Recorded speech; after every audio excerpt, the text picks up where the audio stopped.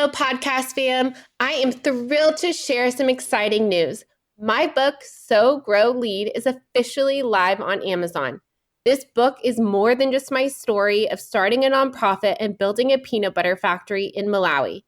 So trust me, the ups and downs of that journey are worth the read. It's also packed with practical strategies to help nonprofit leaders like you tackle challenges with clarity, courage, and a whole lot of heart. If you've ever wondered how to turn your vision into reality, navigate the inevitable hurdles, and build something meaningful, whether in your organization or in your own life, this book is for you. I'd be so grateful for your support in spreading the word. Grab your copy of So Grow Lead in the show notes and on Amazon today. Let's keep sowing seeds of impact together.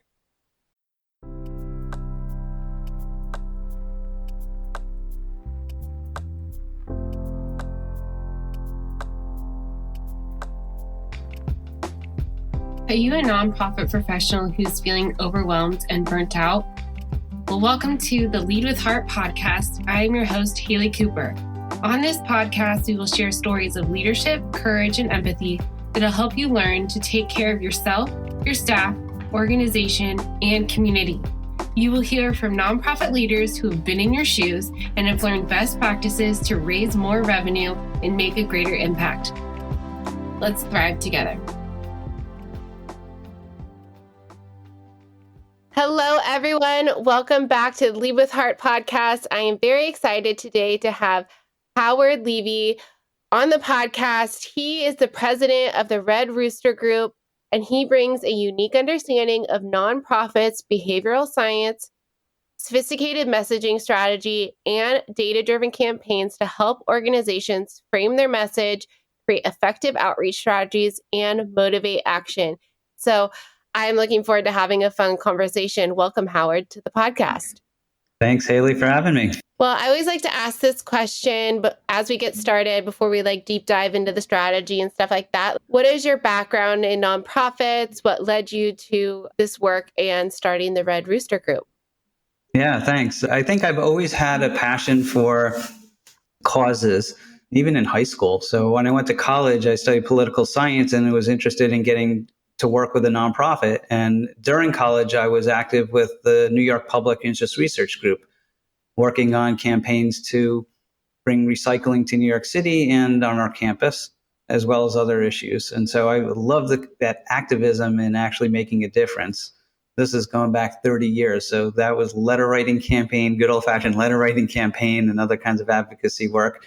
And I said, you know what, nonprofits, these small organizations really need to have the ability and the best practices to improve their communications and their effectiveness so they can grow their awareness and their fundraising base and tell people about their services. So I started a firm back in 1991. I think it was one of the early marketing companies specializing in nonprofit organizations, at least on the East Coast. And I've essentially been doing it ever since. There was an interlude. I worked at an agency for a while, but talked to hundreds or probably thousands of nonprofit organizations on their challenges across a range of different issues. And so I've heard a lot, and we worked across a range of types of marketing, communication, fundraising strategies.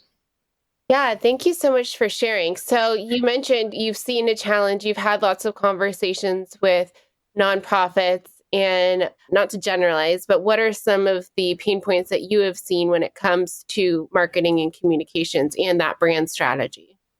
I think what nonprofits say, getting awareness is a big issue, right? I've heard so many times the best kept secret. Well, that's because you do great work, but you don't advertise, you don't market, you're not out there. Look, nonprofits don't have the same kind of budgets that for-profits do or engage in the marketing activities typically in the same way. That's largely changing, but you think about Apple, computer companies spends over $1 billion.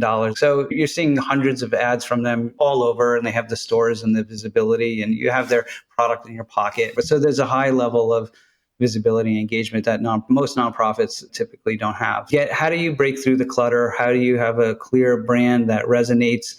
How do you have marketing that stands out? And how do you drive people to take some kind of action, whether it's donating, participating, volunteering, joining the board, or whatever it is? And then there's deeper issues of how they do that, not having the best practices in place, not having the systems and technology, not having the staff, the time, the resources. And so being able to figure out how to address all those things and bring your organization to the next level, usually those are the kinds of concerns that nonprofits, that we hear some of those concerns. Yeah, and I've definitely heard those as well. And when you're talking about for profit, I'm thinking about the Super Bowl and like how people spend like millions of dollars on advertisements for like less than 20 seconds, right? Like it's crazy how much people are able to spend. But I think there are resources and ways that nonprofits can elevate their brand within the budgets that they have. And I think that's a lot of the work you do. So can we talk a little bit more about what is a brand? And getting into the nitty gritty of how organization can start to build that brand identity. Yeah, sure. I just want to make one quick comment on what you said about the Super Bowl commercials. It's true. They're usually way out of the league of any nonprofit. But actually this year, Robert Kraft's foundation, Combating Hate and Anti-Semitism, actually had a spot. And so when you have a cause important enough and you have a funder like him who has the money to do it, and recognizes that you can reach a lot of people at a critical moment in time when that issue was very salient in people's minds, then there is opportunity to do that. So for any nonprofits looking to have that impact and take advantage of an opportunity, try to see the intersection between your cause, the moment in time, and solicit a donor to fund that specific initiative, that kind of marketing outreach opportunity as a way of getting in front of people, not just out of your normal operating budget. So to answer your question, what is a brand? So it's interesting because nonprofits, I think about brands very differently than businesses do, where whether you're a consumer product or you're providing some direct benefit to someone where they're getting to eat your product or enjoy it or play with it or have the service and experience or whatever it is. So nonprofits typically think of themselves as providing the service and then going to donors and asking for money so that they can provide that service to the people who are benefiting.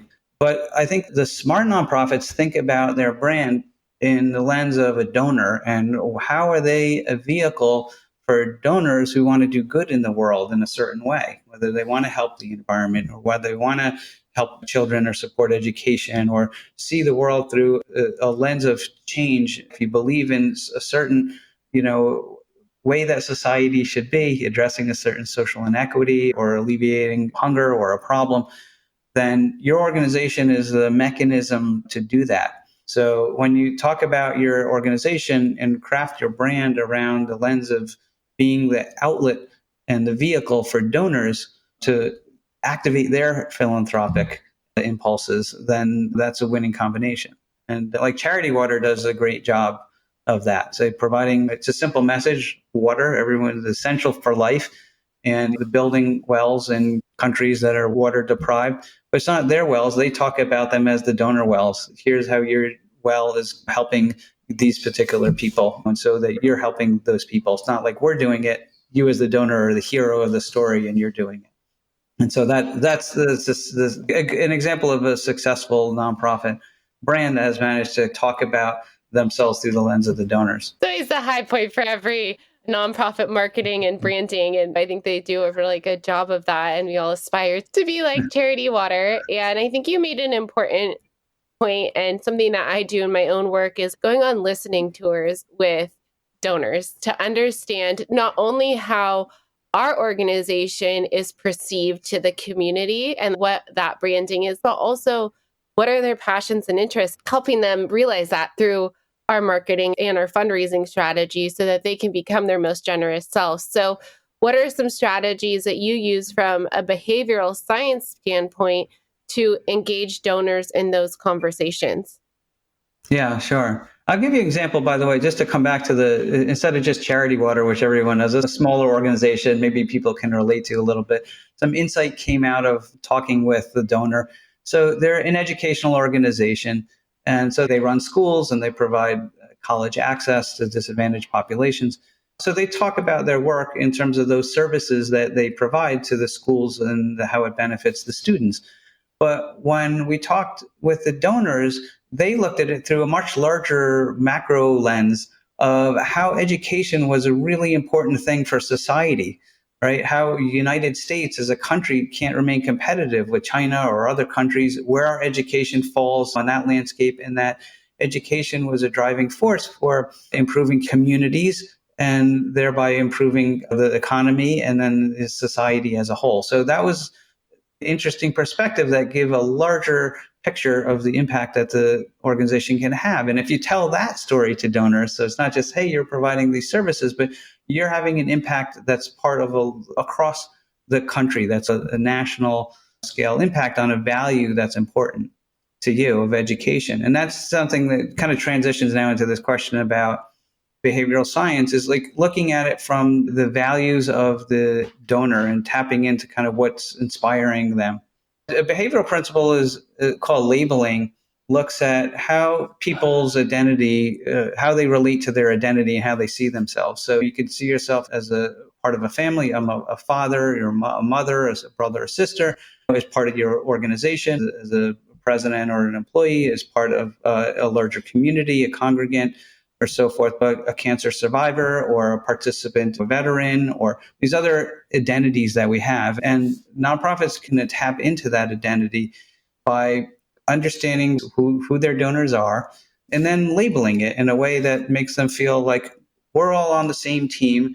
We're sharing the same values. Maybe we've actually had the same experiences, or you could at least understand some of the experiences of who we're supporting, and thereby bringing them along in that journey.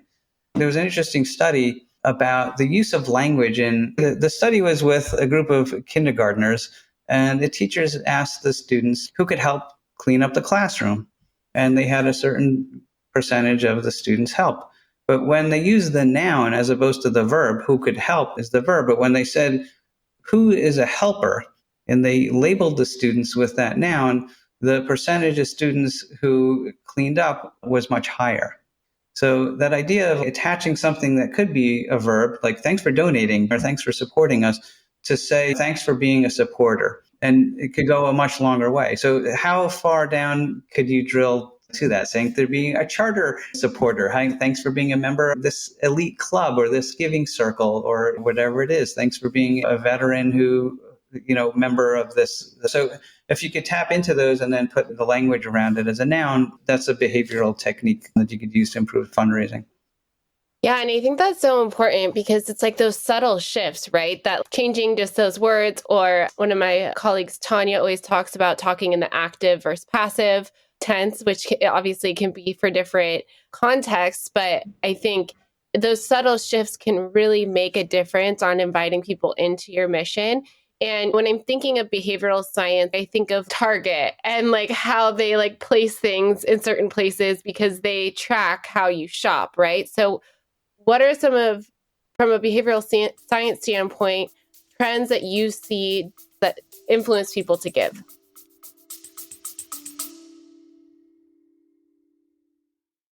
Imagine a fundraising partner that not only helps you raise more money, but also supports you in retaining your donors.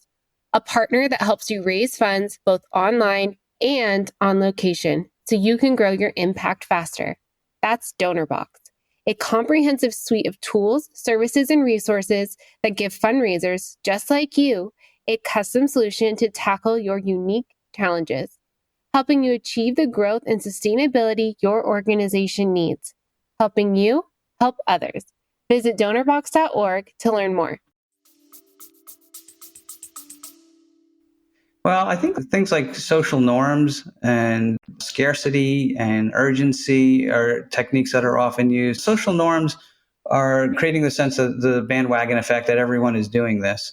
And I think nonprofits could take a much larger role in that. You often see businesses do that. These many people are purchasing tickets for a show, this many seats sold. It gives you a cue that, well, if a lot of other people are doing this, then it must be valid, it must be useful, important, whatever, it must be a good experience. And so that's something that nonprofits could take advantage of more. And you'd have to know a little bit about your donor base too, you drill down, and that's part of getting more information.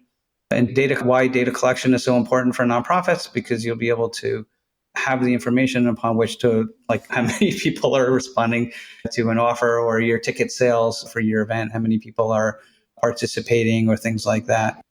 What were the other things I said? Oh, is one thing, framing things around the sense of don't lose out, time is running up. So for fundraising, often used for campaigns that have a deadline to them. If you could make things as tangible as possible, and use those kinds of activation points at the point of purchase. So on the donation forms, to say, have a campaign goal, make it visible with a thermometer, show the progress on there. So there's kind of a bandwagon or social norm effect there. If you're showing that, hopefully the thermometer, you're showing it more than halfway full, right? So that there's already some support for the campaign. Time is running out. Be specific. 3 days left. Deadline expires at midnight. If you have a match offer or something else very tangible that people can act on, you want to put that foremost and make sure that's really clear so that they can activate on that. And that negative framing of the loss aversion of what would be lost out if you didn't act. So maybe there's something for the cause. We will not be able to fund this school or this program or whatever negative impact would happen without your support. Yeah, I like that idea of the loss aversion, but there's a line between scarcity and desperation. How do you walk that fine line of not in the context of, let's say, there's a big organization and every quarter we have $200,000 before we meet our goal for this quarter or something like that. And that's honestly, as a donor, I'm not more inclined to give. I want to know the impact, like you said, of what that $200,000 won't get. I don't care about your budget. I do because I'm a fundraiser and I know the budget side, but it's about the outcome, like how many lives won't be saved. So how do you walk that fine line in terms of marketing and framing those messages so it's not on desperation? Yeah, well, that's a very good point. It does have to be about the impact. People have to feel like they could make a difference to begin with. So if the situation is so dire, like there's a natural disaster, something happened that's so beyond and we're going to need $20 million tomorrow, people do react to natural disasters. But if the situation that you're addressing seems unsolvable, then you're going to have a hard time motivating people, even with those kinds of urgency techniques. These are all in context of a larger cultivation strategy.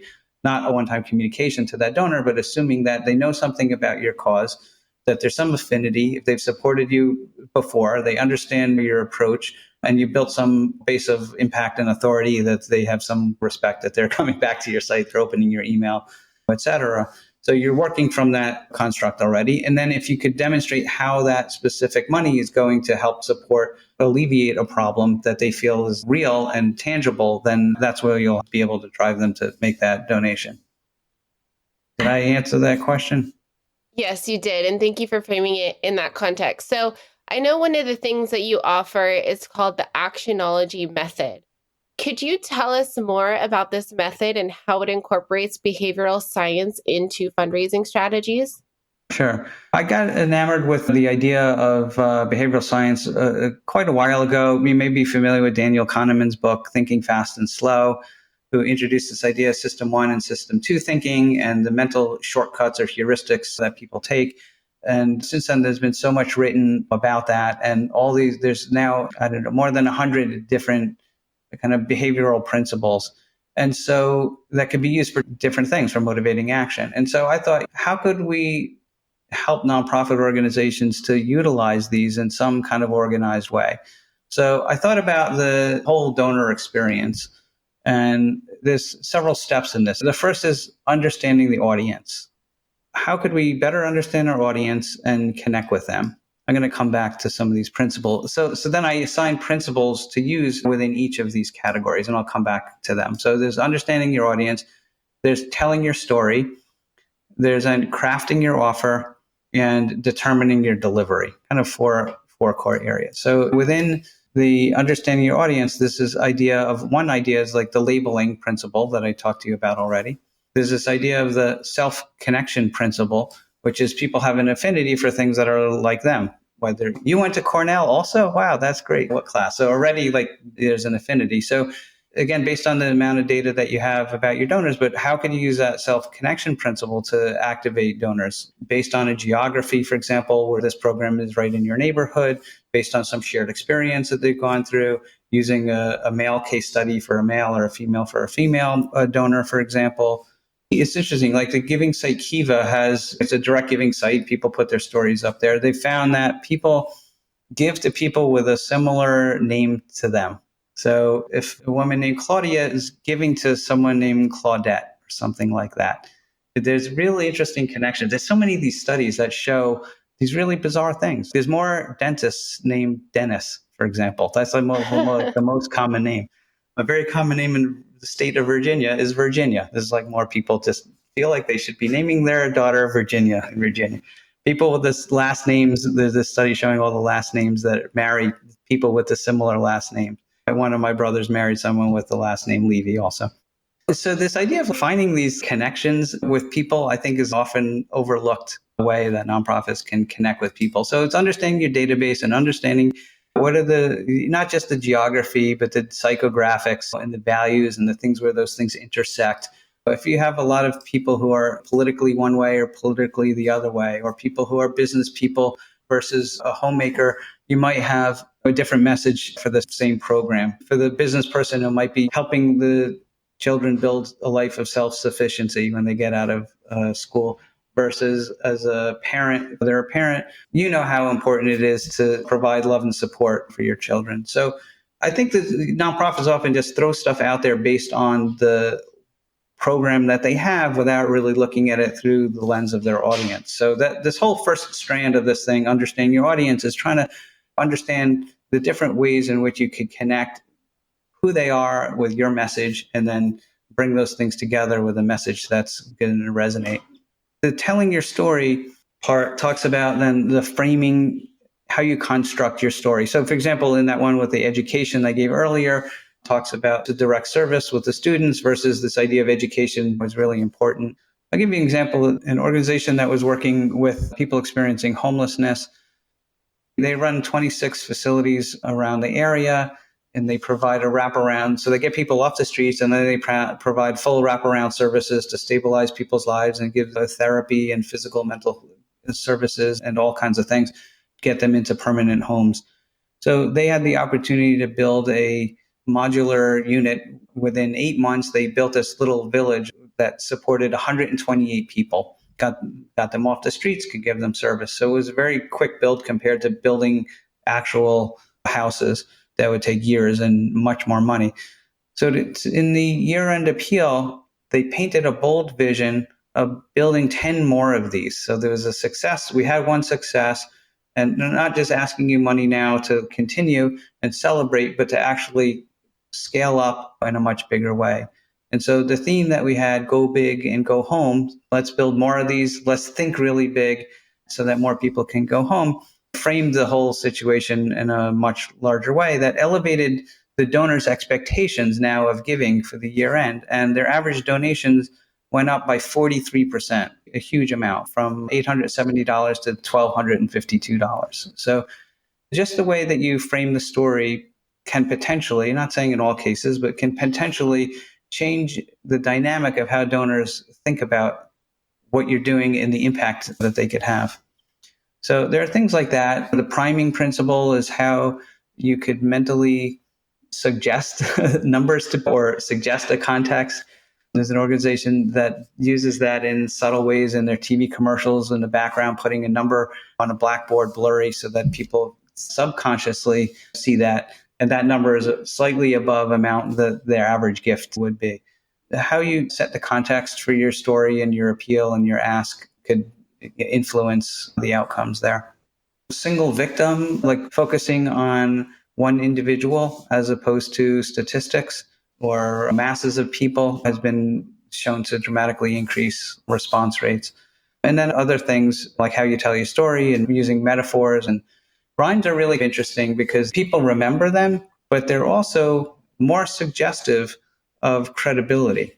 When something, the same thing said in a rhyme, makes people think that it's actually more authentic and more believable. So if you could come up with a campaign name that rhymes, that would go well toward suggesting to donors that this is a more genuine thing. And then in the third area of crafting your offer, there's a scarcity, there's choice, there's set completion, anchoring, and decoy effect. So these are some of the techniques there. We talked about scarcity a little bit. Decoy effect is really interesting. It's presenting like a choice that you don't really expect people to make. So, for example, in restaurants, you usually have, say an American restaurant, you may have like burgers, you may have pastas, you may have fish, you may have steak. And there may be a couple different steaks. So one of the steaks is like really expensive. Not many people order that, but it makes the other steaks look more appealing in terms of the price and the value. And it makes the other things, the fish and the pasta, fit in underneath that. So in some way, it's a decoy because it's not meant to be selected, but it's meant to make the other ones look more reasonable. Even though maybe that same choice of the second best steak might be $40 where the other one is $50, but the restaurant next door is not $40, it's $30. Nonprofits could use this in their offers by crafting gift arrays or crafting values that are framed in a way that allow the donor to select one that is slightly above the average gift and yet not rent. You just have the higher one in there. The museum used this to increase the membership rate. So they offered two different tiers. Then they introduced a third tier. The second one was the highest. There's only two people choosing the lower one. But when there's three, now the second one, which was the higher one before, seems more reasonable because that's the medium one. More people were choosing the medium one and they were getting more revenue from that. And they didn't really worry about the top tier. They were generating more revenue overall. So it's an interesting strategy that I think more nonprofits could explore, is how to frame those offers in a way that's suggestive of what they want the donor to do, rather than just, hey, here's all three offers. $20 buys the lunch for one family session, $100 buys this, but packaging in a way that makes two of them or the middle one seem more appealing. Yeah, these strategies are fascinating to me. And I like the simple but yet complex framework that you offer. And I think a lot of nonprofits will probably be listening to this and they're like, oh, that sounds really good. I want to implement this. What technology do you use to be able to set up all of these strategies? Because I know from like my own experience, especially with direct mail, there are ways that you can automate and personalize the ask and the offer in your direct mail appeal through technology. So what are some things that you suggest people to use to capture their donor information and then be able to tell that story effectively? Yeah, technology is important. That's a good question. The first thing is trying to capture as much information as possible, and you don't want to overwhelm someone by asking them all at once. They won't provide it. So just think about every touch point with your donor as a possible data collection point, just to get one piece of information. So when they're donating, maybe you have a drop-down menu that just lists 3 or 4 reasons that they may be donating. So it makes it very easy. But you'll maybe collect some information about that. We set that up for an environmental organization and it made it very easy to capture that one set of piece of information. Maybe on the registration, we use this when registering for an event, you can capture a piece of information. On the donation form and event registrations, email signups, often they're opting into multiple lists. So you maybe, or you should create multiple lists, even if you're not mailing. Maybe at least you'll get some data on what programs or areas of support. So the first thing is just thinking about all the different ways that you can collect information. Then it's thinking about what kind of information you do want to collect, and then it's using it through those tools. So yes, like HubSpot, for example, you can personalize information. We've segmented through HubSpot and other software, not only through the first name field, but you could put many other fields in, or direct mail. We've done different letters that have been segmented based on the donor segmentation in the list, based on any of the things that are collected, giving levels or affinity for projects. And then you can customize language within the letter, for example, based on those, customize gift arrays or offer sets or things like that. One thing we did, it just happened, I don't have the data on it, but was we did a totally customized, we'll call it like a proposal for major donors. Is a 4-page brochure that was imprinted with the variable data printing with the donor's name throughout it. So it looked very customized. On the front cover, it said a proposal for Susan Johnson, had her name on it. Inside, Susan Johnson, here's how you can make an impact, for example, and in headlines, subheads, and in copy throughout. And that matched the outer envelope customization and the reply card customization, things like that. So having the information and then having a system that you could use for it. That case is HubSpot, but there are many other systems that we've used for that. Yeah, I think that it's so important. And I know that there's data behind using the first name and using it throughout a proposal or an email, and not just using it at the head saying, Dear Susan, right? Saying it a few times throughout whatever piece of content that you are putting out. Obviously, we've talked a lot about behavioral science, but Just to wrap it up, what are some key insights from behavioral science that fundraisers often overlook, I should say, and how can they be leveraged to create more effective campaigns? I'd say probably the biggest thing is just testing. Any of these things on their own, nothing is guaranteed. Every market's different. Every audience is different. Organizations are different. So you don't really know what people are going to respond to. But setting up tests, A/B split tests, if possible, doing smaller deployments before larger deployments, if your list is large enough to do that, testing out subject lines was a really good way to test things out. Keeping things, just test a few variables or test the minimal amount of variables as possible so that what is having the effect. Was it the headline or was it the image, or just test two different offers, tested two different landing pages, for example, in Facebook, or a separate landing form, what has better conversion. So just I think the biggest thing is to really continually test out, see what works, work from that, and continually refine your base of knowledge and what you know about your donors and what they respond to. And then you can continually craft more effective pieces. Yes, that is so good. And is there any other advice that you would offer to nonprofit leaders who are listening to this to enhance their messaging strategies today and better connect with their target audiences? Yeah, we didn't talk about stories, but stories are really important. A powerful story has a transformation that happens in it. And you see the beginning state, you see the middle state, which is what the organization has done to help the person or whatever the situation is. We see a personal journey, but we don't understand what the organization's role in. I've seen organizations that do that.